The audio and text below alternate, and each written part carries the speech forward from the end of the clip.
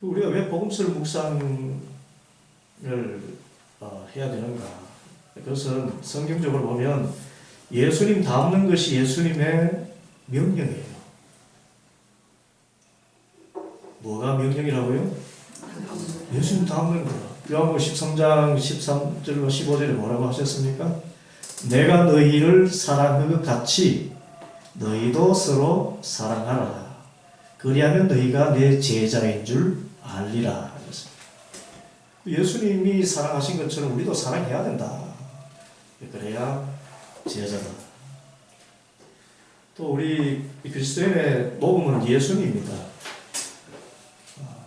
여러분, 우리 교회에 내가 닮아가야 될 복음자가 누굽니까? 예수님입니다. 이영화 목사 아닙니다. 사랑해요. 예수님입니다.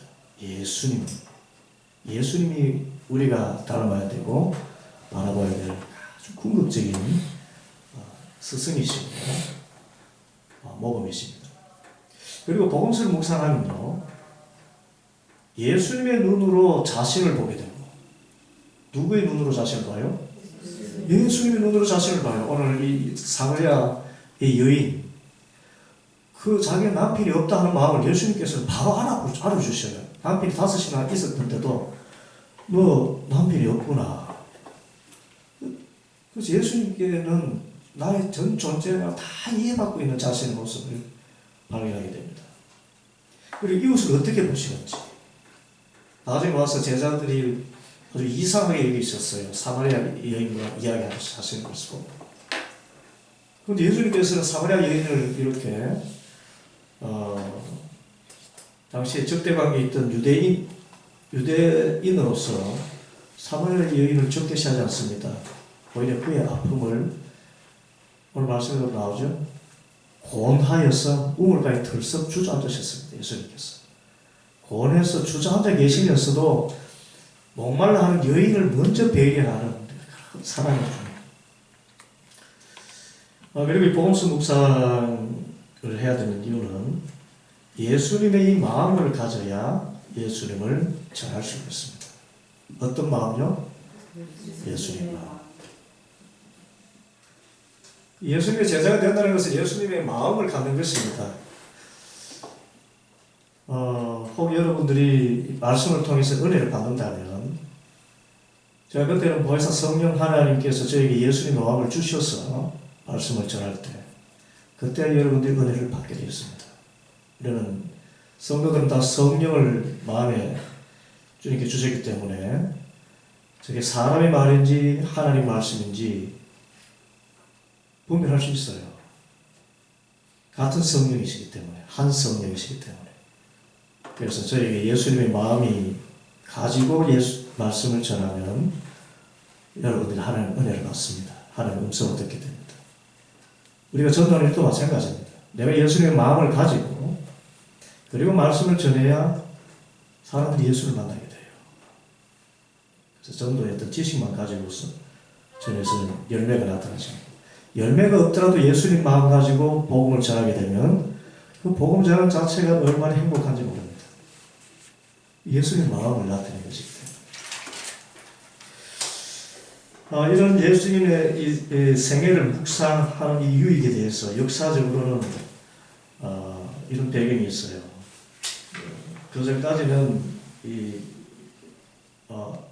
제일 먼저 예수님의 그 삶을 묵상하고 삶을 본받고자 하는 그런 움직임이 아시시의 프란시스 또는 프란시스코를 통해서 시작됐습니다.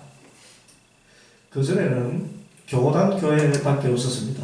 교단 교회 그러면 교황이 수장이죠. 가톨릭 수장이고 그의 말이 곧 하나님의 말씀이고 예수님의 제자가 된다는 것은 미사에 참여하는 것. 성경 말씀들 읽지 않습니다. 미사에 그저 참여하는 것이 그래서 성사, 7 성사라는 우리는 성사가 2개죠. 세례와 성찬이 가톨릭의 우리 개혁교회의 성사입니다. 그런데 가톨릭에서는 고해하는 것도 고백도 성사고 결혼도 성사입니다. 사제 서품 받는 것도 성사고요. 물론 세례도 성사입니다. 그 다음에 우리 입교에 해당하는 그것도 성사고, 그래서 좀 마지막 죽을 때에 기름을 바르면서 임종하는 그것도 성사입니다. 그래서 7가지 성사가 있어요. 그러나 그런 성사에만 참여하기만 하면 구원받고 예수님의 제자로 인정을 받는 거예요. 그런데 아시시의 이 프란시스는 아니다. 예수님의 삶을 따라가는 것이 제자다. 그래서 다 버리고 나를 쫓아가는 그 말씀을 듣고는 진짜 다 버렸습니다. 이 아시시의 이 프란시스는 정말 부유한 상인의 아들이었습니다. 그런데 어느 날 다 버리고 나를 따르라는 주님의 말씀이 마음에 와닿아서 깨달으신 다음에 진짜 다 아버지가, 육신의 아버지가 주신 옷을 다 벗어버렸습니다. 그리고 교황 앞에서 모든 옷을 발가벗고는 길에서 주워온 넉마를 걸치고, 그래서 이거 소위 말하는 그 탁발 수도회를 만들었어요. 탁발이라는 게 뭡니까? 탁발. 거지라는 겁니다. 거지. 이 빌어서 먹은 것은 거지입니다. 거지 수도 공동체를 만들었어요. 그러면서 넉마를 걸치고, 그래서 머리 중앙에 하나님이 제일 먼저 이렇게 닿도록 내 다리 외모에 이런 모든 것도 중앙을 이렇게 깎아가지고, 수도자 모습 아시죠? 이렇게 도납 모양의 머리 한 거, 탁발 수도 할 때에 세상의 아름다운 모습 다 버리고 이 머리에 가장 먼저 하나님과만 보자. 머리털도 그치지 않고 하나님과 보자. 그런 겸비함. 그러면 실제 복음을 전하고 이렇게 사람들이 이렇게 나눠주는 것을 가지고 먹고 또 남으면 그것을 또 나눕니다. 그래서 완전히 예수님의 남음과 희생을 100% 실천하려는 그런 종교 가톨릭 전통 안에서의 그 운동, 이것이 아시시 프란시스의 탁발 수도의 운동이었습니다. 이때부터 예수님의 제자라는 것은 예수님 같은 삶을 사는 것, 예수님의 마음을 갖는 것이라는 것을 실제로 전해지게 되고, 그 수도에서는 그런 행동하는 그런 영성을 갖고 가기 시작했습니다. 그 다음에 이후에 토마스 캠피스라는 분이 공동생활 형제단에 소속된 사제였는데, 이분이 이런 공동생활 형제단의 경건생활 지침으로 준주성범이라는 책을 지었습니다. 제가 언젠가 소개해드렸습니다만, 그리스도를 본받아 라는 제목으로 번역되어 가지고 가톨릭에서는 준주성범이라 그래요. 그래서 좀 상당히 그 고어체로 기록되어 있고 경전처럼 기록된 것이 준주성범이라는 책이고, 그것을 현대말로 이해하기 쉽도록 번역한 것이 그리스도를 본받아 라는 책입니다. 어떤 책을 읽어도 상관이 없습니다만은 이것은 지금 지구 역사상 성경 다음으로 가장 많이 읽혀진 책이 그리스도를 본받아라는 책입니다. 그만큼 예수님의 마음을 본받는 것, 이것이 신앙의 본질이다. 그래서 강조한 책입니다. 이 책들은 여러분들이 꼭 한번 읽어보시기 바랍니다. 아시시 프란시스에 대한 전기도 굉장히 많습니다. 그 책들도 많이 번역되어 있습니다. 그 다음에 이제 정말 구체적으로 그러면 어떻게 그리스도의 생애를 묵상할 수 있을까?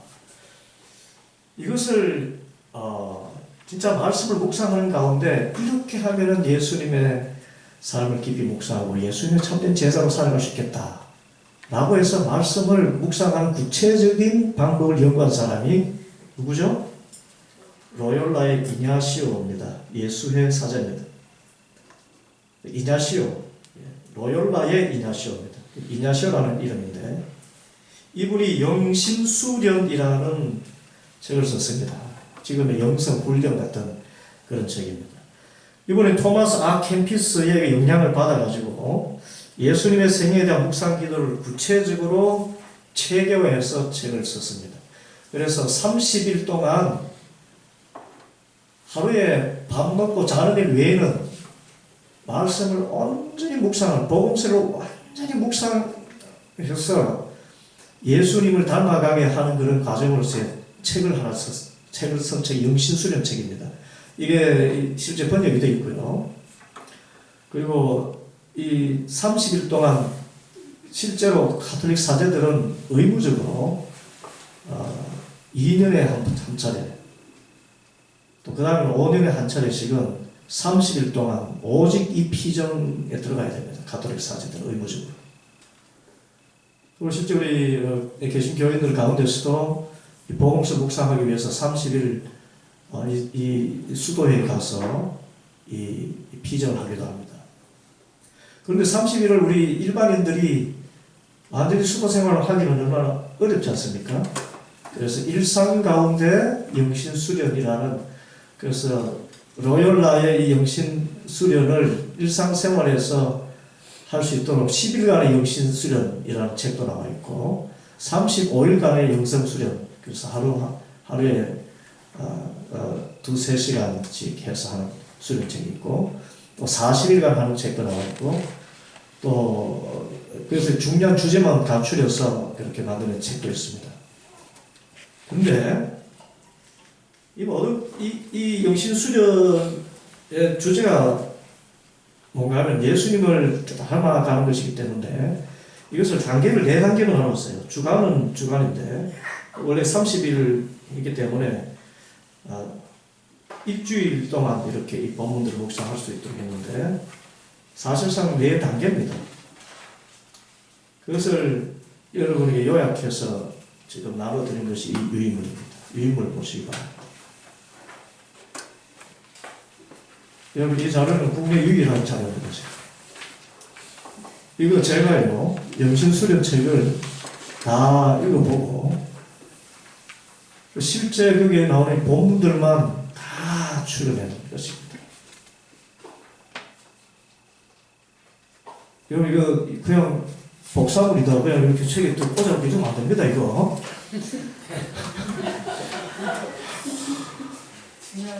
굉장히 중요한 자료예요. 첫 페이지 여시면 준비기도가 있어요. 사실 영성수련은 준비기도부터 들어갑니다. 준비기도에 보면은 내가 왜 이 세상에 존재하는가 여기 물어부터 시작돼요. 그걸 복음서나 이 준비기도 할 때는 복음서도 있고 예언서도 있습니다. 다른 성경 서신서도 있고요. 그래서 이 서신서 같은 경우에는 렉시오 디비나를 하시면 되고 복음서 같으면은 우리 상상력을 이용한 묵상 기도를 통해서 하시면 됩니다. 그래서 사명 인식을 위해서 또 하나님의 은혜를 경험하기 위해서 또 하나님의 임재를 통한 상한 감정의 치유, 그에 관계된 본문 말씀들을 이렇게 다 성경에서 찾아내가지고 이것을 준비 기간으로 본격적으로 예수님 닮기 전에, 그런데 이 단계에서부터 벌써 이 마음에 벌써 상처가 치유받고 예수님의 그 사랑에 대한 경험이 들어가기 때문에 이 준비 단계에서부터 벌써 이렇게 예수를 닮아가기 시작하게 됩니다. 그래서 여기 본문들을 이렇게 여러 본문이 있지 않습니까?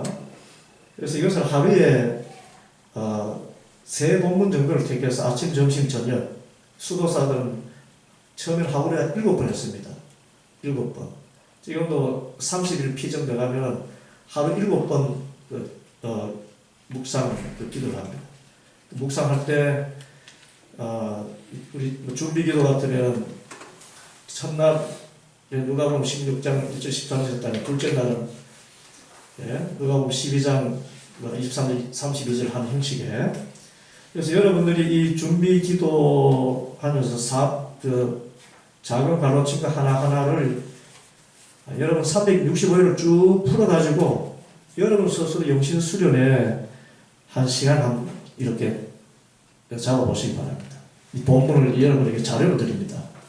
이 본문을 가지고 각 주제를 한 절씩 하루씩 이렇게 묵상해서 준비 기도를 마치면 그 다음에는 두 번째 실제로는 두 번째 단계인 어느 단계로 들어가죠? 회개의 단계입니다. 그래서 내가 얼마나 나 자신을 속이고 살았는지 알게 돼요. 참 나가 뭔가. 예수님이 나를 어떻게 보십니까? 하나님 앞에서 우리는 누굴까요? 죄인인데 이 말씀 묵상하다 보면 내가 죄인이 아니라 이 죄인을 구원하신 누가 보입니까? 예수님이 보여요. 그래서 이 회개의 경험은 다름 아닌 하나님의 사랑의 경험입니다.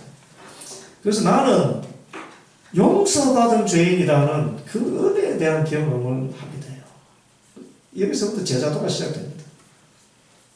그래서 우리가 성경을 묵상할 때 구약의 예언서를 묵상하던 신약의 진짜 누가복음 15장에 하나님을 묵상하든지 간에 우리가 정말 항상 염두에 둬야 될 하나님은 어떤 하나님? 사랑이시다. 막 채찍 들고 막 상을 뒤집어 엎으시는 주님도 우리는 누구라고 분명히 믿고 봐야 됩니까? 사랑이에요. 사랑입니다. 여기 알고 무시라. 알고 예수님 무서워. 이러면은 묵상이 되질 않아요. 사단은 하나님이 사랑이 아니라 정죄하는 존재라고 이렇게 우리를 자꾸 세뇌시켜가지고 공포에 들게 만듭니다. 그런 하나님이 어떻게 자기 아들을 내주시기까지 십자가 피를 죽기까지 우리를 그렇게 구원할 수 있어요? 하나님은 사랑이셔요. 자기 아들을 대신 죽이신 만큼 우리를 더 사랑하신다는 거죠. 그래서 이 첫째 주에는 그 핵심이 자신이 얼마나 죄인인지 부끄럽고 당혹감을 가지는 데 출발해서 결국은 하나님은 나를 사랑하시는구나. 용서의 체험을 하게 하도록 하는 묵상이 바로 첫째 주의 복음서 묵상입니다. 여기 복음들 다 있는 것처럼 한 절씩 한 절씩 해서 여러분이 수련하면 좋겠고, 둘째 단계는 어떤 단계죠? 예수님의 생애입니다.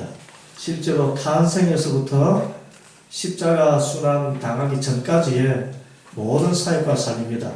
이것을 통해서 예수님이 어떻게 이 세상에서 어떤 가치관을 가지고 사셨고 어떤 모습으로 사람들을 대해서 어떤 문제를 대했을 때 어떤 식으로 해결했습니까? 여기서 우리 영적 분별을 갖게 돼요. 바로 뒤에 나오겠습니다. 영적 분별이라는 것은 예수님이면 어떻게 하실까?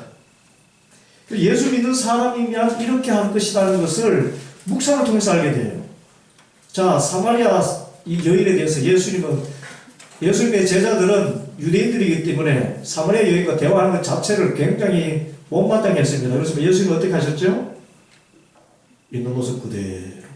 아니, 그 정죄받는 그 여인을 살리시려고 하시는 주님. 그게 예수님의 마음인 거예요. 그리고 예수님의 가치관을 배우게 됩니다. 아, 이런 상황에서 이런 사람을 대할 때 이렇게 하셨구나. 아, 이것이 예수님이 하신 모습이구나. 그래서 묵상하면서 그 예수님을 닮아가는 것입니다. 그리고 마지막 세 번째 단계는 예수님의 십자가 단계입니다. 제자로서 점점점 깊이 십자가 순환에 묵상할 때는 나의 죄를 용서하시는 그 사랑의 하나님이시뿐만 아니라 나도 즐거운 마음으로 예수님의 십자가를 지고 갈 수 있기까지 예수님의 마음이 내 마음이 되어 있는 상황이 되기까지의 제자도까지 가는 것입니다. 이후에 마지막 네 번째 단계는 부활과 성취를 묵상하는데요. 이것은 십자가를 진 이후에 영광이 온다는 것을 알기 때문에 진짜 사도적으로 십자가 순환까지도 감당할 수 있는, 그래서 십자가 순환의 길을 걸으면서도 부활의 영광까지 이미 가지고서 십자가를 질 수 있는 그런 부활의 기쁨을 가지고 예수님을 따를 수 있는 단계까지 나아갈 수 있게 됩니다. 이 모든 일이 묵상을 통해서 주어지는 거예요. 뭘 통해서? 방금 제가 지금 간략하게 전한 것은 정보입니다. 묵상하면 예수님의 삶을 묵상하면 십자가 순환 묵상하면 십자가를 지는 사람이 되고 부활을 묵상하면은 그 부활 십자가 가운데서도 기쁨을 가지고 참여하게 되고 하는 이런 식의 지금 정보입니다 지금. 그런데 이것을 실제로 예수님의 제자가 되는 것은 묵상의 단계입니다. 그런데 특별히 복음서 묵상의 특징은 상상기도입니다. 어떤 기도요? 하나님께서 우리에게 이성만 선물로 주신 것이 아니고 감성을 주셨어요. 여러분 사람이 이성 따라 삽니까? 감정 따라 삽니까? 아시네요. 그런데 우리는 이성적인 사람을 똑똑한 사람이라고 그러고 이성적인 사람이 이렇게 대접받는 이 사회를 살고 있잖아요. 그런데 실제 삶은 감정 따라 움직이더라고요. 그리고 실제 삶은 정말 예수님의 마음을 갈망하고 있고 그런 감정의 어떤 치유와 또 정말 내 감정이 예수님의 그 사랑 안에 있는 이것을 우리가 갈망하고 있어요. 그래서 이런 식이 가능하도록 우리에게 선물로 주신 것이 상상력입니다. 여러분 아주 창의력이라는 것이 사실 상상력이거든요.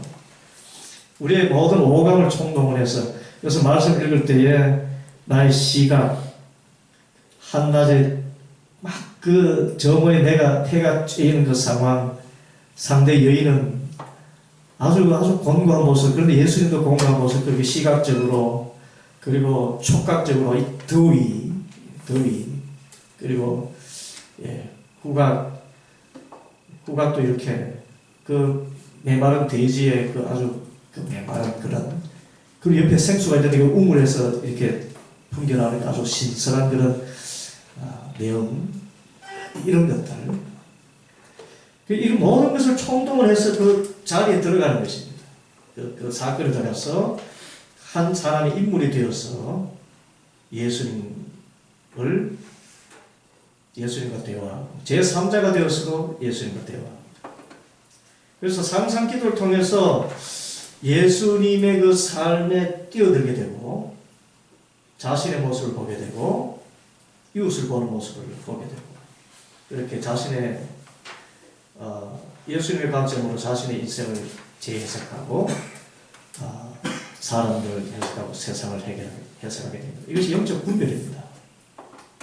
그래서 예수님을 따르고자 한 그 과정 안에서 어떻게 살아야 될지 어떤 방향으로 가야 되는지 그리고 어떤 사람이 예수님을 따르는 사람인지를 분별하게 되고 그래서 이것이 성령의 사람이구나 성령의 사람이 아니구나 분별할 수 있는 분별력이 생기는 것입니다.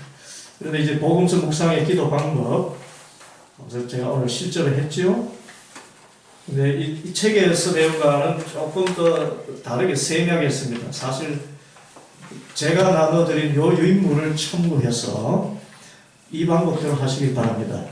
이 방법대로. 첫째는 준비 단계죠. 그 본문을 선택할 때 나눠드린 이 영신수련, 이 자료집을 사용하셔서 묵상하셔도 되고, 그렇지만 지금은 훈련 단계이기 때문에 매일 나눠드리는 그 말씀 가지고 묵상하시면 됩니다. 복음서를 처음부터 읽으면서 이 회개의 자리는 회개에 그렇게 하고 그리고 기도를 합니다. 주님 여기 기록되어 있는 것처럼 이 기도의 과정을 성령님께서 이끌어 주옵소서. 반드시 기도가 필요해요. 성령님 지금 이 자리에 계신 성령님 제 마음에 계신 성령님 말씀을 묵상할 때 예수님의 마음을 알게 하시고 예수님의 마음을 담게 하소서. 그러나서 읽습니다. 읽을 때는 본문의 상황에 그 배경을 나의 모든 상상력을 동원해서 또 지식까지 동원해서 상황 안으로 들어가서 한 인물이 됩니다. 그래서 묵상하는데 최소한 15분은 묵상하셔야 돼요.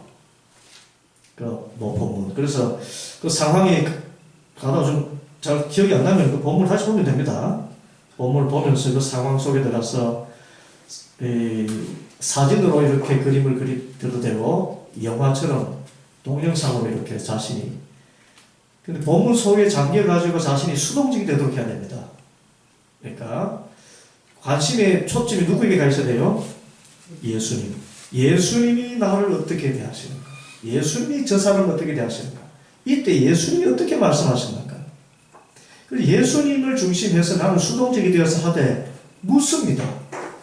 수가성 여인이 묻지 않았던 질문, 오늘 제가 예수님께 물었잖아요. 아니, 물 달라 하시는데 왜 남편 데려오라 하십니까? 성령님께서 말씀해 주시면, 저에게 말씀해 주시면 그래요. 그 너의 남편이 있는 것 같지만 너에게 없으면 없다. 네 남편이 너에게 이런 생수를 너에게 줄 수 없다. 그거 알게 하시는 거. 그리고 남편이 없나이다라고 이야기하는, 그 사람으로 생각하면 거짓말인데, 남편 있잖아요. 그런데 없나이다 하는 말이 옳도다라고 하는 거. 진심을 꿰뚫어 보시는 중이에요. 그래서 우리가 질문을 예수님께 드릴 수가 있습니다. 이 상황에서. 수가성 여인이 성경에서 드리지 않은 질문을 내가 드릴 수도 있고, 이렇게 해서 참여하면서 대화하다 보면은 예수님의 마음이, 여기 제일 중요한 것, 우리 산도 묵상하기 제일 끝에 특히 예수님의 말씀과 행동을 주의 깊게 살피고 예수님과 대화 기도하면서 무엇이 자신에게 스며들도록 한다고요? 예, 이겁니다. 예수님의 마음이 내게 스며들도록 한다. 이겁니다. 이거 예수님의 마음이 스며들게 돼야 돼요. 마음이 내 감정 안에 스며들어 버리면 내 이성이 내 감성을 따라서 온전하게 작동해서 진짜 지혜로운 사람이 되고 정말 바른 지식을 가진 사람이 되고 예수님의 마음이 스며들도록. 그러고 나서 이제 기도를 하게 되죠. 주님, 제게 남편 5이 있지만 제 손에 5가지나 되는 여러 가지 다양한 것이 있지만 이것이 저에게 참된 만족을 주는 것이 아니라 주님이 참된 만족을 주시는 겁니다. 주님, 오직 주님만 의지합니다. 주님 저에게 생수를 부어주시옵소서. 저는 그렇게 기도를 한 것이고요. 그리고 관상입니다. 그러면서 이제 주님께서 주시는 말씀이 있죠. 그래, 내가 너에게 생수니라. 내게 오면 언제든지 너에게 생수를 주겠다. 그 음성을 들은 것을 가지고 이제 그 음성 안에서 관상입니다. 관상은 사랑의 주님과 눈맞춤입니다. 제일 쉬운 말로 이야기합니다. 뭐라고요? 사랑의 주님과 뭘 맞춰요? 눈맞춤. 말하지 마세요, 그들은. 연인은 말 안 해도 통해요. 저 이렇게 보면. 그냥 그 마음을 알았기 때문에 감사하고 그래서 그냥 이렇게 주님을 응시하는 단계입니다. 주님도. 그런데 이 응시하는 단계, 주님이 나를 그렇게 응시하시기 때문에 내가 그렇게 응시하게 되는 선물이에요. 그래서 이 관상의 과정은 항상 생겨나는 것은 아닙니다. 그렇지만 처음에 훈련할 때는 의도적으로 사랑에 하는 주님과 눈을 응시하고 마지막 단계 그 눈을 응시하고 극히 그 마음에 교제를 하는 것. 그리고 나서 반출을 합니다. 그 내용들을 내가 뭘 경험했고 예수님에 대해서 내가 더 분명히 알게 무엇인가, 나 자신에 대해서 새롭게 알게 된 무엇인가, 예수님이 나의 어떤 믿음의 부분을 더 키워나가기를 원하시는가, 그것을 기록해 나가시게 되면 예수님을 점점 더 닮아가게 되고 십자가 수만 가운데서도 기쁨을 살아갈 수 있는 사람이 되어집니다. 저도 영성 수련 가운데 우리 영혼의 친구들로서 우리 관상의 단계에 이르고 부활의 영광에까지 참여하게 된 참된 예수님의 제자의 삶을 살아갈 수 있게 되기를 간절히 바랍니다. 저는 끝내줄 사람이기 때문에 이 시간 우리 조용히 묵상하십시다.